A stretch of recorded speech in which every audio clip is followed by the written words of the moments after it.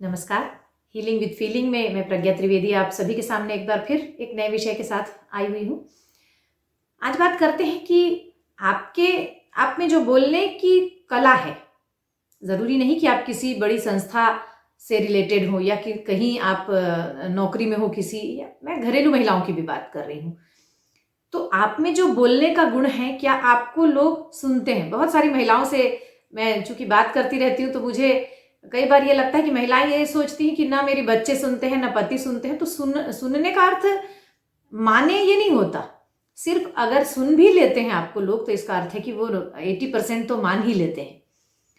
और अगर आप अपनी बातें सुनवाने में सक्षम नहीं हैं, तो इसका अर्थ है कि कहीं ना कहीं बातें कहने का जो आपका जो संप्रेषण का, आपका जो एक्सप्रेस करने का तरीका है, वो कहीं ना कहीं गलत हो रहा है और इसकी ओर ध्यान देने की ज़रूरत है। मैं किसी एक की बात नहीं कर रही हूँ। पुरुषों को भी ये शिकायत हो सकती है कि उनकी लोग नहीं सुनते, बच्चों को शिकायत हो सकती है, या फिर महिलाओं को शिकायत हो सकती है कि उनके पति नहीं सुनते या बच्चे नहीं सुनते, या और कोई उन्हें अटेंशन नहीं देता वैसा प्रॉपर।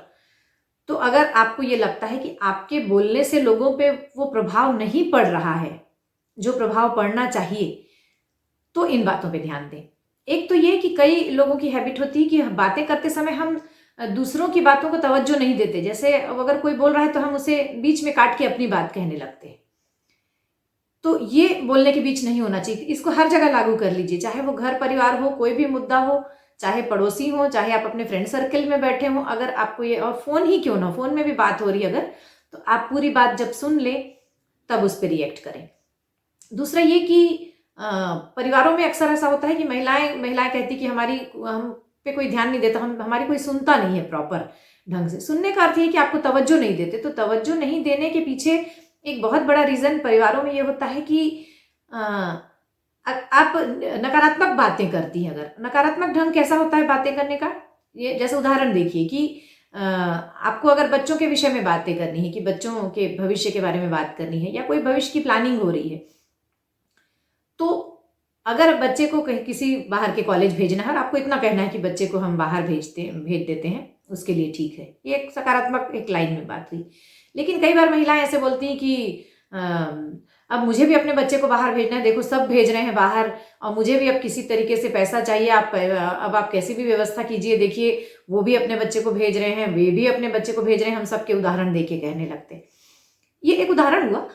तो हम लोग, बात क्या थी कि बच्चे को बाहर भेजना है, सिर्फ इतनी सी बात को हमने दूसरों के उदाहरण से, या दूसरों खुद को कम तर दिखा के और दूसरों को ज़्यादा बेहतर या ज़्यादा पैसे या ज़्यादा सुविधा वाले व्यक्ति या किस्मत वाले व्यक्ति दिखा के हमने खुद को कमतर आंका। और ये जान लीजिए कि कहीं पे भी, चाहे वो पति हो या और भी कोई लोग हो, नकारात्मक ढंग से कही हुई बातों को सुनना पसंद नहीं करते हैं। जब आप सकारात्मक ढंग से किसी बातों को बोलते हैं तो उन्हें वो समझ में आता है और वो चाहते हैं कि उन्हें सुने और उसे फॉलो भी करते हैं फिर लोग। साथ ही अगर आपको अटेंशन चाहिए किसी की बातों का, तो बातचीत हमेशा ये ध्यान रखें कि बहुत तुलनात्मक ढंग से किसी से ना करें। तुलनात्मक का अर्थ है कि अगर घर में ही बच्चों के विषय में बात हो रही है, तो किसी और पढ़ने बैठने के लिए जैसे बोलना है, बहुत सामान्य सी बात है कि हम बोलते हैं कि बेटा पढ़ो, तो बेटा पढ़ो ये भी मैं सोचती हूँ कि आज के समय में एक नकारात्मक हो गया, आदेशात्मक ऑर्डर जैसी बात हो गई। ये भी नहीं। अगर आपको लगता है कि पढ़ाई की ओर रुचि जागृत करनी है, तो उसके बहुत सारे ऐसे तरीके हैं कि हम ये कह सकते कि लाओ तुम्हारा कोर्स में क्या है, हम देखें हमारे कोर्स, हम जब पढ़ते थे तो ये चीज़ें थी या नहीं कोर्स में, लाओ हम लोग बैठ के देखते हैं। और उसके बाद आप धीरे से किताबें पलटते हुए ये कह सकती कि अरे इसमें से ये अगर समझ ना आए तो मुझसे पूछ सकते हो, मैं तुम्हें पढ़ा सकती हूँ, या और भी कोई बात।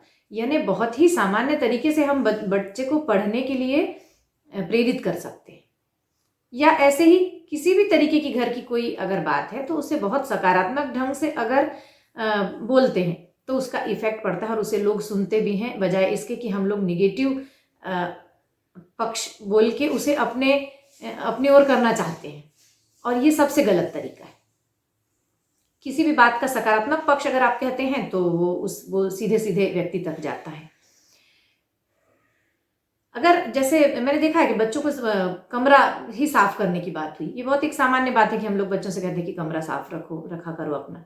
तो हमेशा ये करें कि बहुत डांट के कहने के बदले, या कमरा बहुत गंदा रहता है, कितना गंदा कूड़ेदान पड़ा है, ये कहने के बदले ये कहें कि अरे तुम्हारा कमरा जब साफ रहता है तो बहुत बड़ा लगता है, सुंदर लगता है तुम लोग जब इसे साफ रखते हो। तो ऐसे कह सकते हैं, या ये कह सकते हैं कि लाओ हम लोग थोड़ा सा साफ कर लेते हैं, थोड़ा फैल गया है, थोड़ा सा ये मैं कर लेती हूँ, थोड़ा ये तुम कर लो। तो ऐसे ढंग से कहने पे कोई बात सीधे सीधे उन तक जाती भी है और उसका इफेक्ट भी पड़ता है। अब बात करते हैं कि समाज और पड़ोसियों और बाहर की आपकी बातें अगर कहीं ना कहीं लोग नहीं सुन रहे हैं या कहीं लोग आपको इग्नोर करते हैं, तो उसके पीछे कुछ चीज़ें हो सकती हैं। जैसे एक महिलाओं की हैबिट कहूँ कि महिलाएं हमेशा मिलती हैं तो एक नकारात्मक बातें करती, जैसे मिलते साथ वो बातें करती हैं कि परिवार की बातें करेंगी तो वो अपने पिछले दुखद एक ससुराल वाले दुखद जीवन की बातें करती हैं हमेशा कि मेरे यहाँ तो सब ऐसे थे, मेरे यहाँ सब ऐसे थे। क्या होता है कि जब आप हमेशा एक ही आप निकलती हैं बाहर और आपका एक ही मुद्दा रहता है कि हम लोगों ने सब कुछ किया खुद, और हमें किसी की मदद नहीं मिली, हम लोग संघर्ष करते आ रहे हैं बहुत साल से, तो सब मानते हैं इस बात को। लेकिन ये होता है कि आपके संघर्ष में किसी को बहुत ज़्यादा रुचि नहीं होती और लोग लगातार ये सुन सुन के थक भी गए होते हैं, क्योंकि लोग आपसे जुड़े हुए हैं तो ये जानते हैं कि आप मिलेंगी और आप यही कहेंगी कि मेरे घर पे ये बुरा था, इसका व्यवहार ऐसा था, इसका व्यवहार ठीक नहीं था, हम लोगों ने इतने संघर्ष किए, हम लोगों से इसने गलत किया, हमारा ये कुछ लुट गया, हमसे ये अन्याय हुआ, हमारे साथ ये अन्याय हुआ। तो हमेशा आप जब निगेटिव बातें अपने बारे में लोगों को बताते रहते हैं तो लोग दूर से ही जब आपको देखते हैं तो समझ जाते हैं कि अब ये आ रही है, इसका मतलब ये है कि ये अपने विषय में नकारात्मक बातें जो हो चुकी हैं उसको वो आपको बार बार बताएंगी, बार बार रिपीट करेंगी। तो जब भी आप पड़ोसियों में या समाज में या ऐसी जगह पे मिलते हैं तो अपने बारे में वो बातें न बताएं जो आपके संघर्ष की या नेगेटिव बातें हुई, या कोई परिवार की निंदा, परिवार के सदस्यों की निंदा के साथ अभी आप बताते हैं, मतलब अगर आपकी बातों में निंदा शामिल है तो भी लोग उसे सुनना पसंद नहीं करते हैं। हमेशा एक बात जान लीजिए कि लोगों में लोकप्रिय होना है या आपको बातचीत की कला में माहिर होना है, तो विषय को बहुत पॉजिटिव ढंग से कहना पड़ेगा। सामान्य सी बातें भी, अगर आप हाय हेलो भी किसी से हो रहा है तो बिल्कुल सामान्य बातें करें।